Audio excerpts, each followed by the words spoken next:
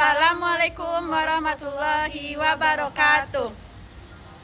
Kami dari kelompok 2. Saya Putri Gusti Ayu dengan NIM 2101034 dan rekan saya Anissa Dizora NIM 21008. Kami di sini akan menjelaskan tentang fenolik.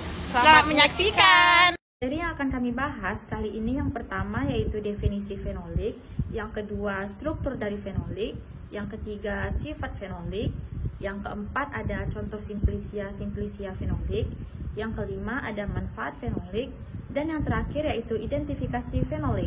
Baiklah, kita masuk ke bagian yang pertama yaitu definisi fenolik. Jadi, apa sih itu senyawa fenolik?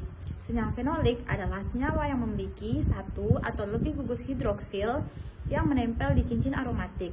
Dengan kata lain, senyawa fenolik adalah senyawa yang sekurang-kurangnya memiliki satu gugus fenol. Selanjutnya kita masuk ke struktur senyawa fenolik.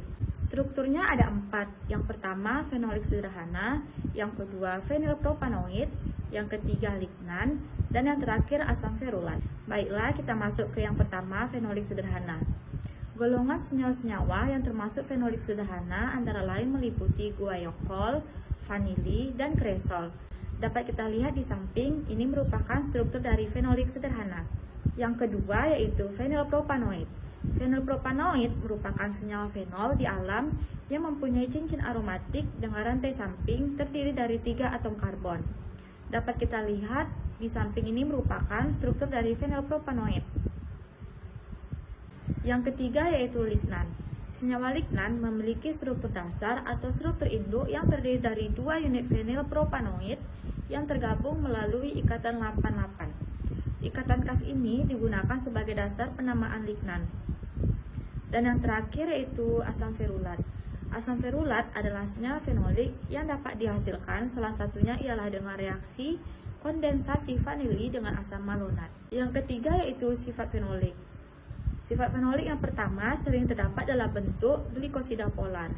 Yang kedua cenderung mudah larut dalam air karena umumnya berikatan dengan gula sebagai glikosida. Dan yang ketiga biasa terdapat dalam vakuola sel. Dan yang terakhir berupa senyawa aromatik sehingga semuanya menunjukkan serapan kuat di daerah UV. Yang keempat, senyawa fenolik. Yang pertama, temulawak Curcuma santoriza. Dia mengandung fenol sebagai antioksidan.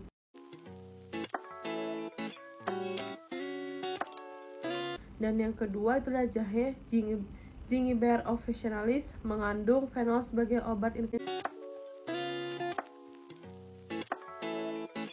Dalam mangkokan Notopanthera fructicoms memiliki kandungan fenol sebesar 669,30 mg per 100 gram sebagai antioksidan dan memperindah rambut. Yang keempat itu ada beluntas Flucea indica, itu mengandung fenol sebesar 1030,03 mg per 100 gram sebagai pengusir. Yang kelima ada manfaat dari fenol. Yang pertama sebagai antioksidan, yang kedua sebagai anti penuaan, dan yang ketiga sebagai antiinflamasi, yang keempat menghambat aktivitas proliferasi sel. Dan yang keenam ada identifikasi fenolik. Jadi identifikasi senyawa fenol tanaman sunggani yang identifikasinya senyawa fenol dan flavonoid dilakukan menggunakan metode kromatografi lapis tipis dengan standar quercetin.